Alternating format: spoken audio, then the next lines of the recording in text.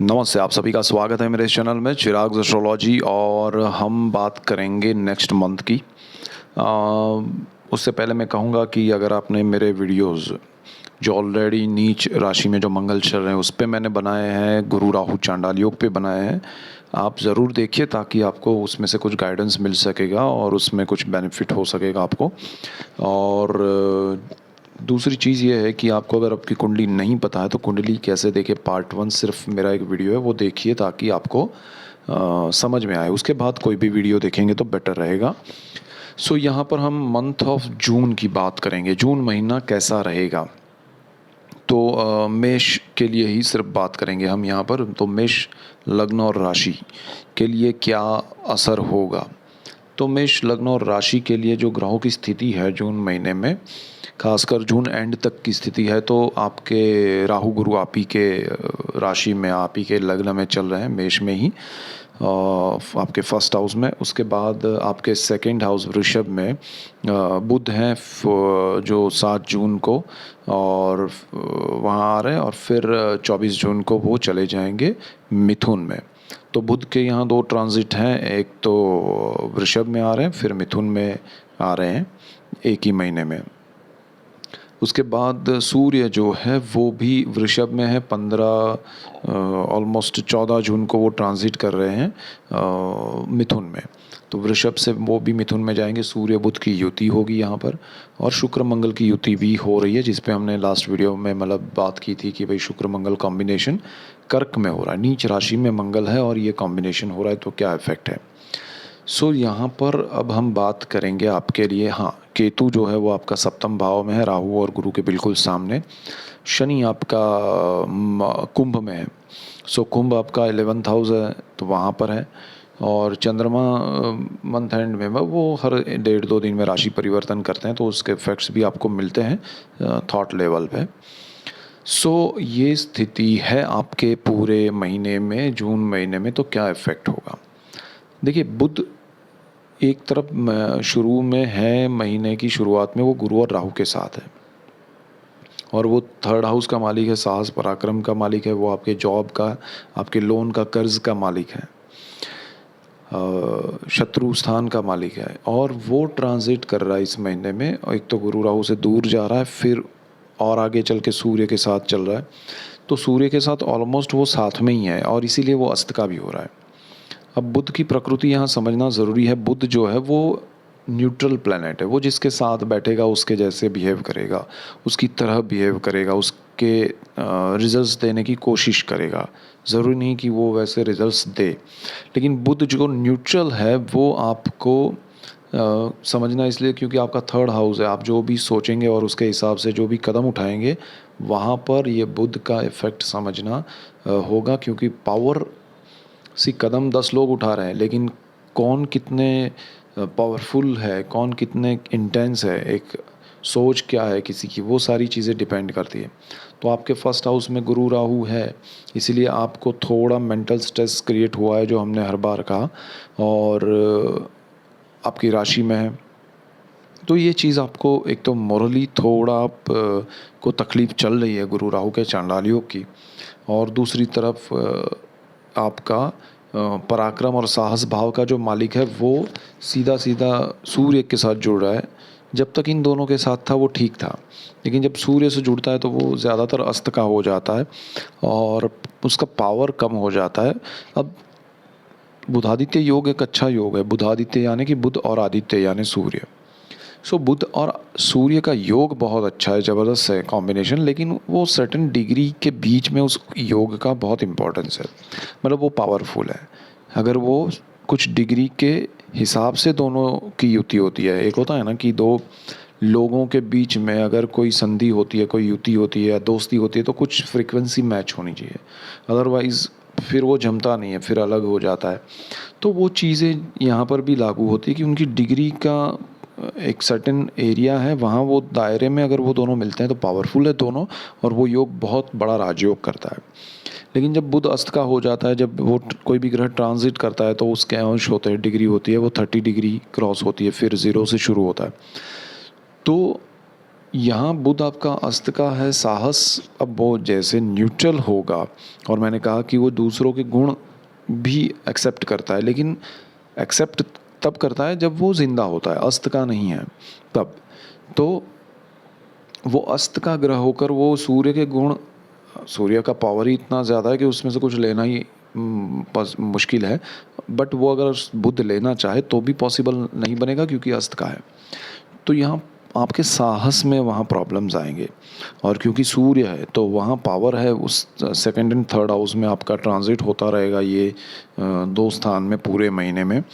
सो एक तरफ आप अपना कुछ करना चाहते हैं, दूसरी तरफ आपकी फैमिली है, आपका परिवार है। इन दोनों के बीच में आप उलझे रहेंगे, और जब फाइनली मंथ एंड में आप कुछ बड़ा साहस करने जाएंगे या ऑलमोस्ट कर देंगे या करने की कगार पे होंगे, तब कहीं ना कहीं फैमिली आपको रोकेगी। कहीं ना कहीं आप खुद को बिकॉज ऑफ फैमिली आप रोकेंगे या कुछ कर नहीं पाएंगे। तो ये चीज़ होगी। अब यहाँ पर सवाल ये आता है कि चल फैमिली रोकेगी, लेकिन हमें करना चाहिए वो साहस या नहीं। तो मैं उनके लिए कहूँगा, जो स्टूडेंट्स हैं, जो पढ़ाई में कुछ करना चाहते हैं अपने हिसाब से, वो कर सकते हैं, उनको करना चाहिए, बिकॉज उनका सूर्य पावर में है।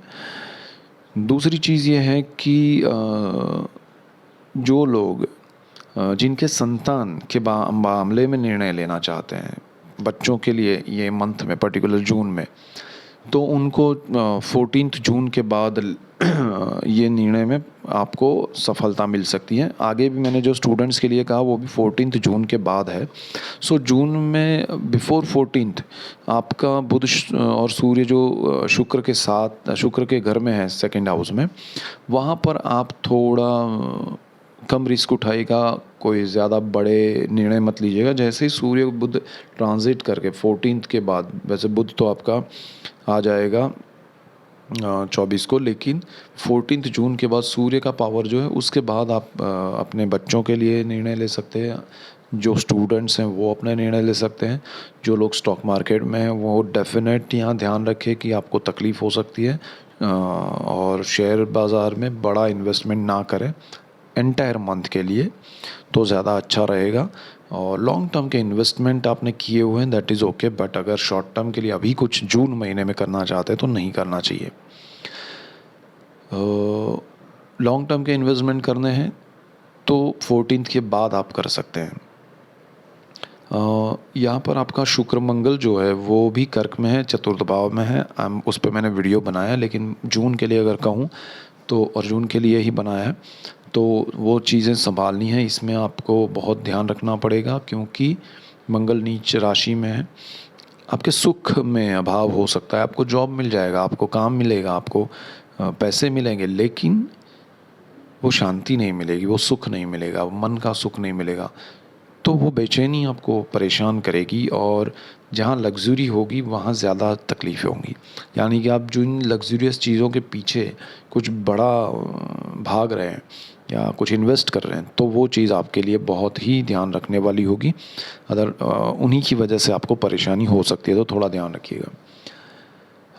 यहाँ पर केतु आपके सप्तम भाव में है ड्यूरिंग द जून मंथ। तो पार्टनरशिप नहीं करनी है तो मैं, जब तक केतु है, आपको राय नहीं दूंगा। बहुत कम लोगों के पर्सनल चार्ट अच्छे हैं, आपके पर्सनल चार्ट पे भी डिपेंड करेगा, लेकिन केतु यहाँ पर आपको अच्छा पार्टनर नहीं देगा। शॉर्ट टर्म के लिए आप चलेंगे साथ में, फिर वहाँ प्रॉब्लम्स आएंगे, हर्डल्स आएंगे, आपको लगेगा ये हो क्या रहा है, एंड देन यू रियलाइज़ कि अरे यार मज़ा नहीं आया, चलो कुछ और सोचते हैं, इनको ड्रॉप करते हैं। तो वो पार्टनरशिप आपकी अच्छी नहीं रहेगी या अच्छी नहीं चलेगी। सिमिलरली आप नया कोई लाइफ पार्टनर ढूंढ रहे हैं, आप उनसे मिलना चाहते हैं या मिल रहे हैं, तो केतु की वजह से उसमें आप खुद को व्यक्त नहीं कर पाएंगे, खुद को प्रेजेंट नहीं कर पाएंगे, या वो भी आपका पार्टनर जो भी होगा, चाहे बिज़नेस में हो चाहे लाइफ पार्टनर हो, वो आपके सामने खुलकर नहीं आएगा। और ये चीज़ अच्छे दोनों होते हुए भी एक डिफरेंस क्रिएट करेगी, एक डिस्टेंस क्रिएट करेगी, और इसी वजह से आप एक दूसरे से दूर हो सकते हैं, और उसी वजह से मिसअंडरस्टैंडिंग रहेगी हमेशा लाइफ टाइम। तो वो ना हो, इसलिए आपको मैं ये कहूँगा कि आप सिर्फ ये केतु आपका वैसे तो अक्टूबर तक है, लेकिन सप्तम भाव में है, तो बड़े निर्णय ना ले, थोड़ा समय लीजिए, एक दूसरे को समय दीजिए तो बेटर रहेगा।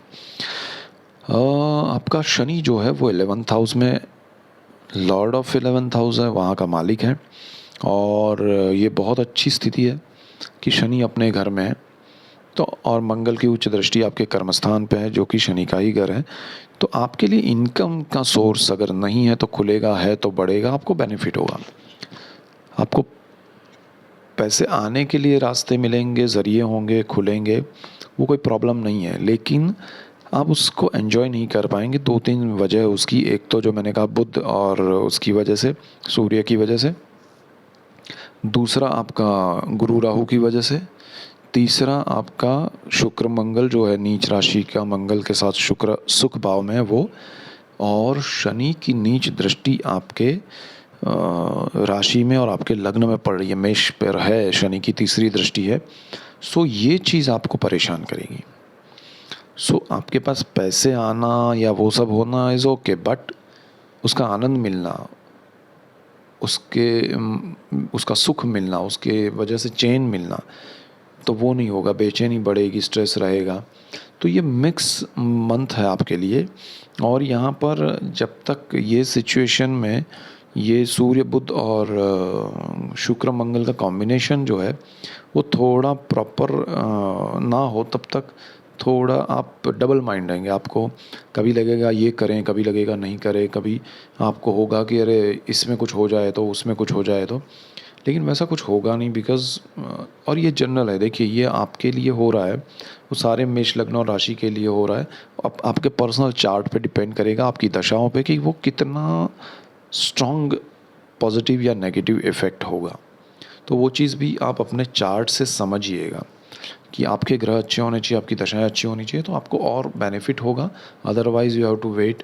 आप जिस स्पीड में आगे बढ़ रहे हैं, तो इसमें ये स्थिति जो मैंने बताई जून मंथ के ग्रहों की, वो थोड़ी ब्रेक ला सकती है। थोड़ा आपको ठहरना पड़ेगा, ऑब्स्टेकल्स आएंगे।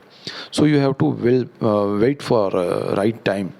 बड़े निर्णय जल्दी से जल्दबाजी में ना ले। बुध आपका अस्त का चलेगा, तो थर्ड हाउस आपका है, जो पावर है, जो इंटरेक्शन है, जो लोग एचआर के फील्ड में हैं उनको थोड़ा ध्यान देना पड़ेगा। और जो लोग ऐसा है कि लग रहा है उनको एचआर में है और जॉब छोड़नी पड़ सकती है या कुछ बदलना चाहते हैं, अच्छी जॉब है लेकिन स्विच करना चाहते हैं, मत कीजिएगा। आपके लिए कुछ नहीं करने का समय है। सबसे बड़ी रेमेडी ये है कि आप शांति से बैठिए, समय को निकल जाने दीजिए आपकी ओर से। अगर सामने से कुछ हो रहा है तो आप कुछ नहीं कर पाएंगे, लेकिन आपकी ओर से कोई रिएक्शन नहीं होना चाहिए, एक्शन नहीं होना चाहिए। सो ये मेन पॉइंट्स से जून मंथ के लिए, मेष वालों के लिए। So that's it for today. Keep watching Chirag's astrology. Thank you for watching. God bless you and goodbye. Thank you.